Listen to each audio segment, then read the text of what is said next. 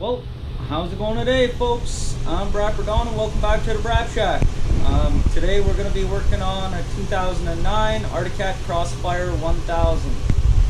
I made a video already on this machine, but it was made on two cameras with two memory cards, and one of the memory cards ended up being corrupt. That memory card containing 2/3 of the footage. The other third of the footage didn't make any fucking sense without the rest of it, so that video is scrapped. But what ended up happening was it came in and it had a bad throttle cable, which was tripping the throttle safety switch, and both power valve cables were toast. So let's take a look. Here are the original cables. There's the throttle cable. It's fucked on the end, and it was stretching and compressing when you gave it throttle. And there's the power valve cables. They're fucked as well. You know, they're all chewed up and melted and frayed, and yeah, so they're fucked. They had this plastic loom on them. It looks like it's stainless steel, but it's plastic. So when the new ones came in, I rewrapped them in plastic loom, and then I wrapped the plastic loom in tin tape just to give it a little bit of protection. And at that point, I set the throttle and everything, and took it for a test ride. Made it out of the yard, and the steering, I turned right out of my driveway, and just about couldn't get the steering straightened out in time. I spun half a donut on the road, and yeah, the steering was fucked. So I ended up pumping almost a full tube of grease into 4 Zerks. One of the Zerks is right there behind the shock, and it took forever to start getting clean grease coming out of the top. At first there was nothing coming out of the top, and then water and rust, and eventually clean grease. The other Zerk is up there at the top of the shock, and same deal. They were rusted like you wouldn't believe. So once I got the steering figured out, I knew the steering was a little fucky right out of the gate, because this bottom bushing here, it's got about a 1/4 inch play in it. That bottom bushing is on back order until April. So when I got the steering figured out to the point where, you know, I could actually steer the fucking thing, went for test ride number 2, and the secondary clutch got stuck wide open. And then yeah, when secondary clutch gets stuck wide open, the primary clutch has nothing to grab on, and you know, you just sit and spin. So brought it back here. When I got it back in the warm shop, got the belt off, it eventually just sprung back. So she were frozen due to some water, so I took it off, and I hung it and sprayed it all out with some brake clean, and hit it with a little bit of white lithium grease, which is the best shit that you can use for these clutches. And took it out for test ride number 3, and it was on test ride number 3 that it tried to kill me.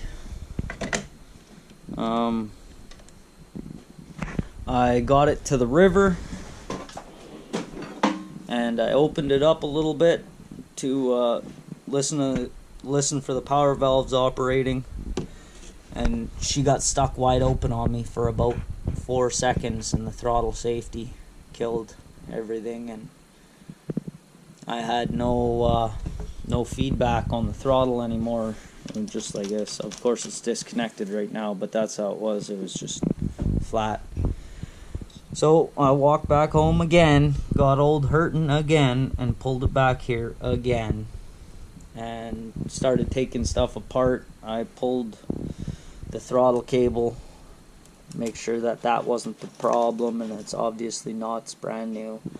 I pulled the linkage for the oil pump to make sure the oil pump wasn't hanging it up. And that's still all the movement you get out of the throttle body. So I was getting ready, and this here that I'm talking about, pulling the throttle cable and the linkage and all that, that was all recorded, part of that other video. It's all gone. But anyway, I was getting ready to pull the throttle bodies to find out what was going on, and I got this far. Got all clamps taken off, connectors disconnected, and I was just pulling back the boot for the airbox, and what is that? That's a chunk of rubber or Velcro or something halfway sticking out of the fucking throttle body. So there's some junk in this airbox. The sad part is the airbox is all of this, all of this, all of this. That's all airbox. So we're gonna pull all of that shit, and we're gonna make sure that there's nothing else in that airbox, and we're gonna pull the throttle bodies and make sure that there's no more of that crap in there. Same with the actual intake ports on the engine. We got to get the throttle bodies out of the way in order to make sure that there's none of that crap in the intake ports. I think what saved this engine is the fact that combustion happens up here, intake happens down here, so that big chunk of rubber couldn't get sucked up through whatever ports are in this engine to the top, to the combustion area. So I think that, you know, that may have saved us. But like I said in the Facebook video, I don't know that that's not catastrophic. I never even pulled it. Once it froze up, your throttle freezes up on you out on the trail. Don't try and fucking start it. If your throttle safety malfunctions for any reason, your machine is gone if it fires. So if your throttle ever freezes up on you for any reason, that's it. That's, you stop and you get it home. And you know, don't pull it, don't crank it. Just, you know, do the smart thing, get off and get her home. So I haven't pulled this at all once, not even since it froze up on the trail. So I'm gonna get this camera set up here, and I'll get you set up on a tripod, and we're gonna start yarding all this shit off and get down into there and find out what's going on. So one of the only other issues that I noticed is this oil.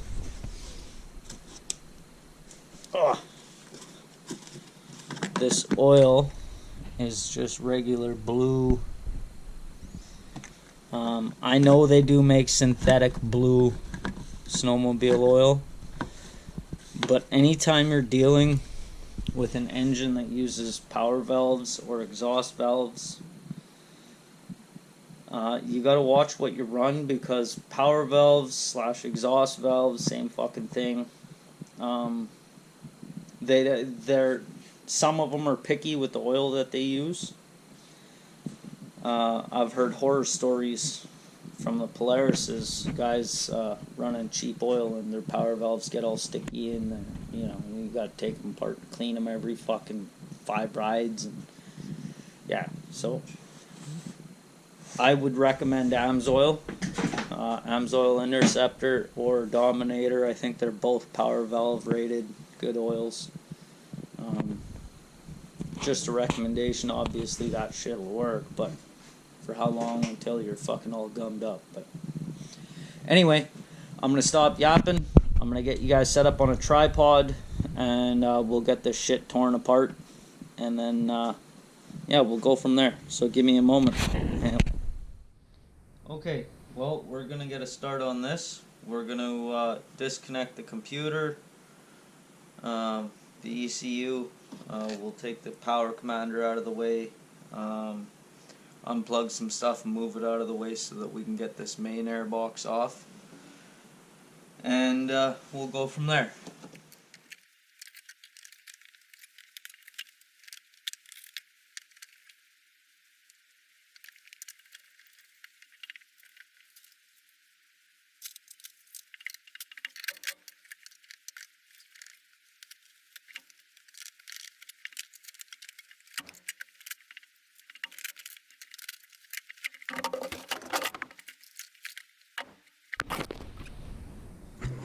So, here's a bunch more of that material, and it's definitely belt. Let's see if we can see anything inside of. Yeah, look at that. How about that one? I don't see anything in there.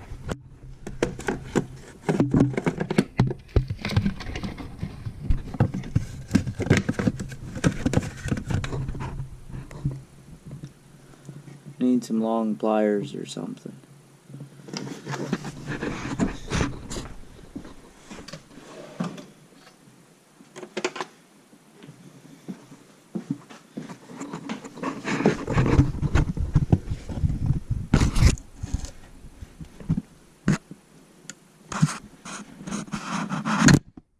Oh, and there she goes, snap close. And there it is. A chunk of gasoline soaked belt. And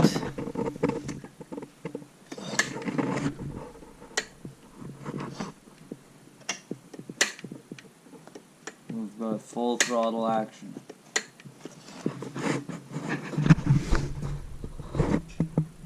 So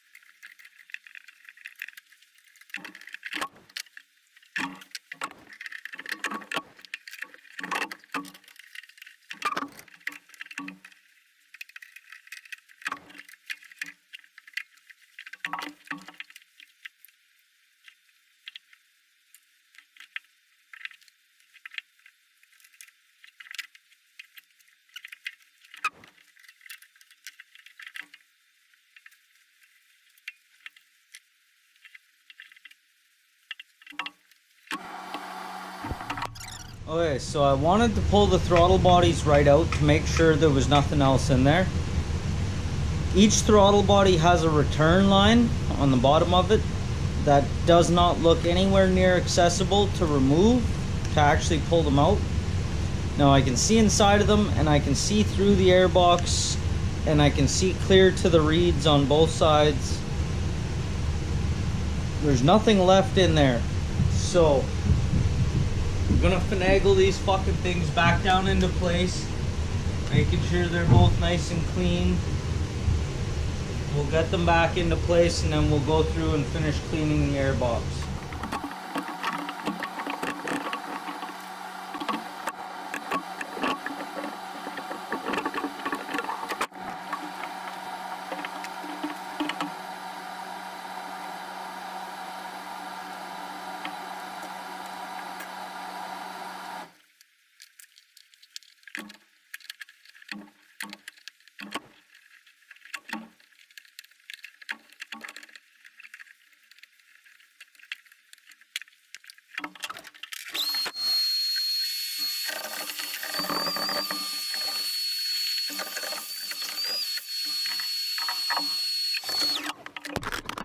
So now we're taking a look at the airbox here.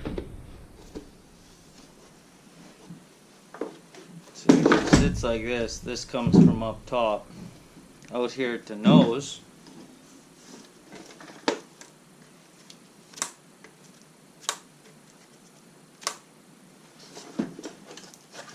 These other guys seem like they're stuck on there. So that's one possible entry point. We've got the shoddy duct tape covering a hole there. That's most likely it right there. Don't see any other holes in it. Alrighty. So what I did for these vents here, this is the one that was coming up real hard. On the edges here, they got this thick adhesive strip that was failing over here. So I put a couple rivets through it and then took some Gorilla tape, taped it down. I think it's pretty damn good. This Haggard tape that was over this one missing vent, took that off, and I used cleaned up the surface and put some Gorilla tape. Cleaned this guy out real good. So, you know, it's nice and clean in there. I don't want to disassemble this. It's a bit of a bitch. Two of the screws for this big airbox, that screw and the one under that black cover there, they're underneath the headlights. You got to remove the headlight from the hood, and you got to remove the windshield and basically strip the hood to get this off. But I'm satisfied that there's no more pieces in there. I've also cleaned up over here. Cleaned up this whole area inside there. I'm gonna vacuum it out one last time before I throw it back together. But there's the one throttle body, nice and clean. There's the other one, nice and clean. No more chunks of fucking belt. I got rid of all the sludge, just a little bit of dust and stuff. I vacuum it one more time before we throw it back together. So yeah, everything's nice and clean and ready to go. I guess we'll start reassembly. So I'll fucking set you up here, and we'll get to it.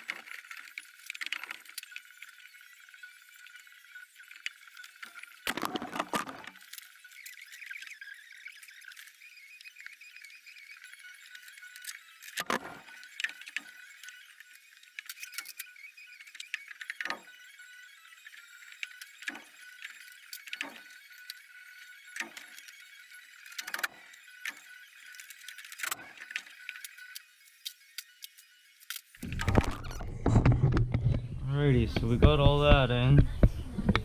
So let's throw on this heat shield real quick, and we'll throw on the exhaust. First we'll hook up the throttle cable here, and then we'll put on the heat shield and the exhaust, and we're gonna lift the track and we're gonna rev the piss out of it and see what happens. Good deal? Good deal.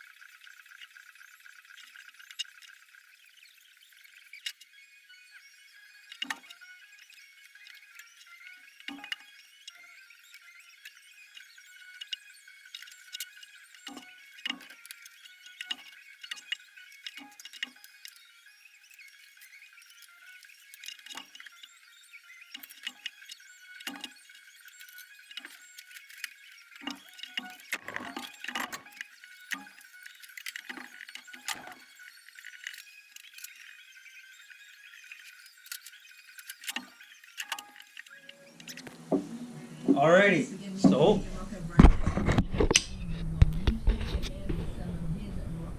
got all this shit all put back together. I threw a little bit of exhaust cement in there, just to kind of help seal it up a little bit. It was leaking pretty bad before.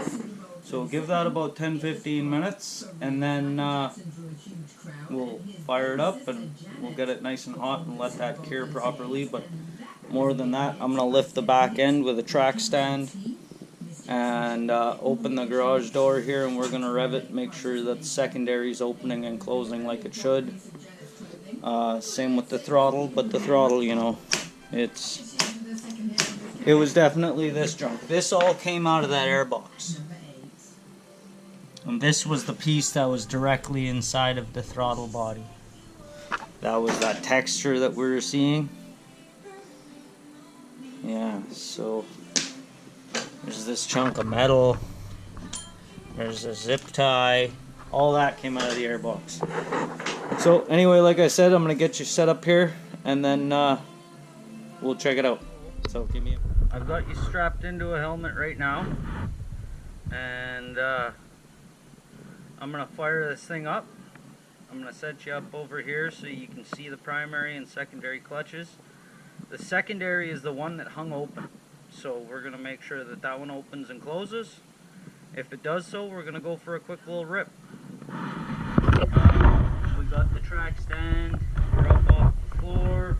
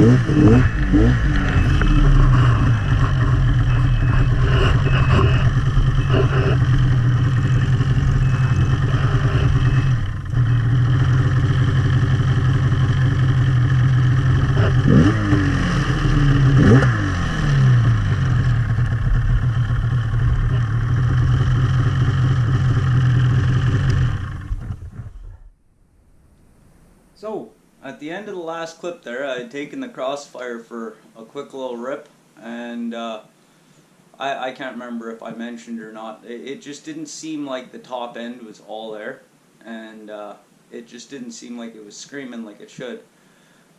So, I was going to mention to the owner that it was probably the power valve servo. The next day, I went to fire up the sled, and it was not happy. Like, it scared the shit out of me. I thought we could have possibly hurt the engine. So I dragged it back inside. I did a compression test on it, and it read out 120 and or 126 and 124. So it has good compression. I tested the servo. The servo is working. I ended up poking around with the flashlight, and I noticed in the bottom of the gas tank there was a lot of water. There was lots of water.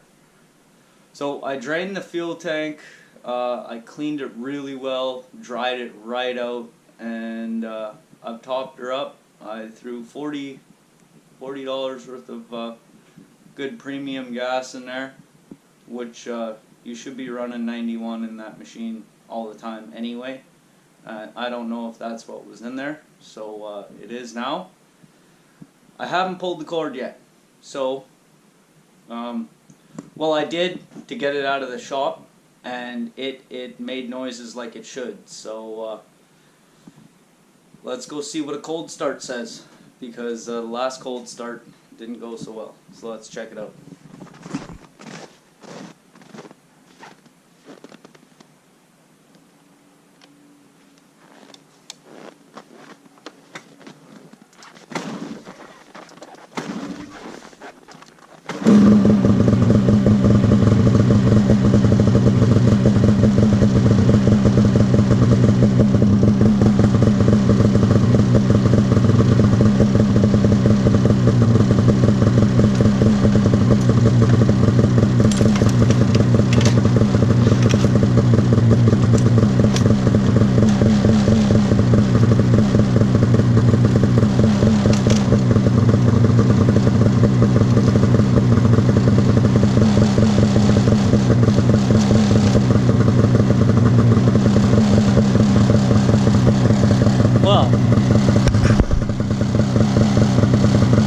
good. Sounds nice.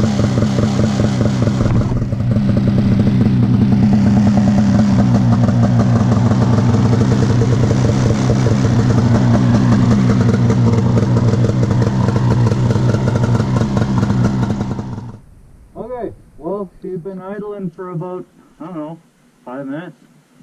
Let's go for a little 2-minute rip.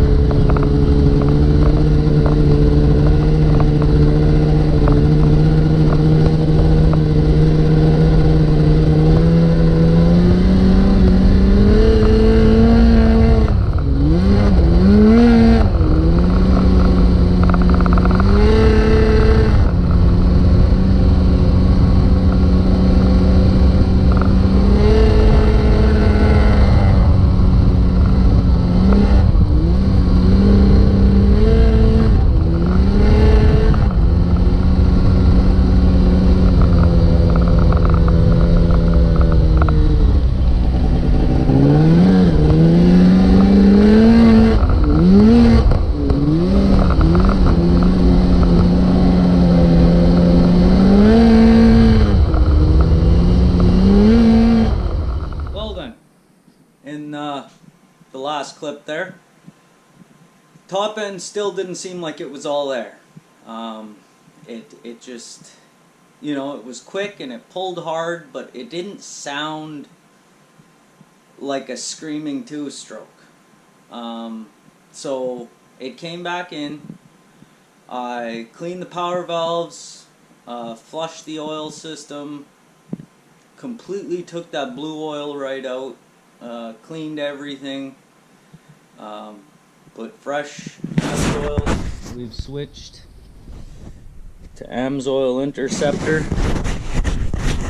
Topped her up with that and cleaned the fuel tank, emptied it completely, and yeah, so it sounded good when I started up to drive it out of the shop yesterday. I wanted to, there's no point in just doing a warm start on something and giving it back, and so I want to see how a cold starts before it goes back home. So right now it's about minus 25, minus 32 it says with the wind chill or whatever.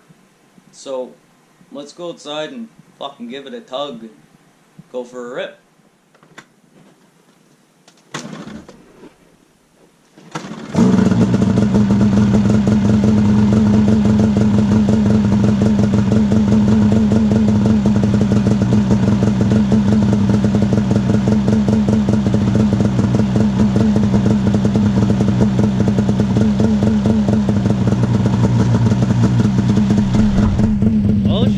Started nice. Second pull. Like I said, it's pretty fucking cold out here too. So I'm gonna throw on a helmet, put you guys on the helmet. Well then, you've been running out there for a few minutes, so let's throw on some fucking mittens and let's go for a little rip. Let's go, Articat.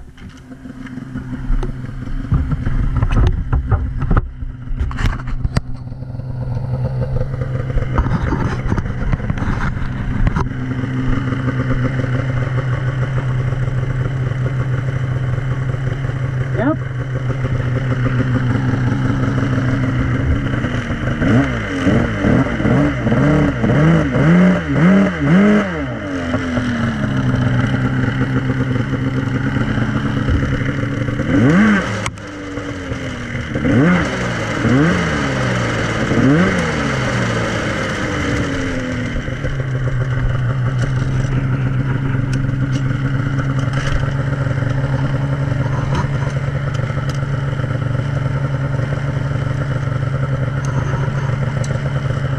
And that's why you gotta spin your track.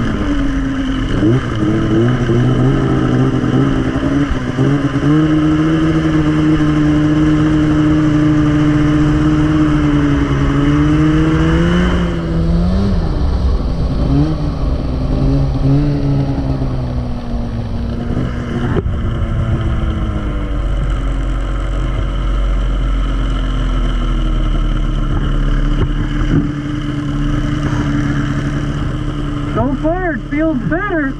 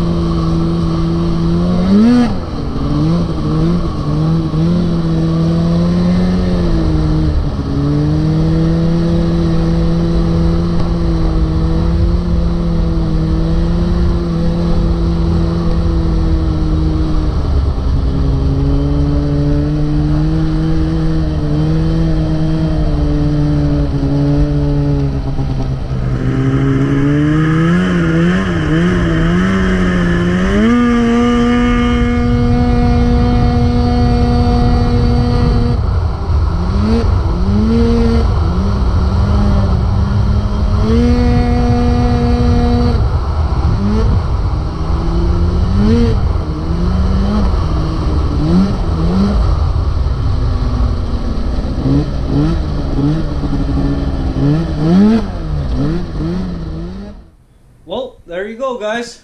The proof's in the pudding. Sometimes, you know, oil makes a world of difference. Like, we cleaned the fuel tank, got a little better. We cleaned the oil tank, put some good oil in there, some good synthetic AMS oil. Fucking banging like a champ, screaming like a fucking angry two-stroke. So, if anyone ever tells you that synthetic oil is a scam, you know, it's not always necessary, but in applications where you have power valves or sometimes called exhaust valves, they get gummy with conventional oil or mineral oil. They get gummy and they get sticky and slow, and sometimes they don't move at all. Also, the oil doesn't burn off quite as cleanly as most good synthetics.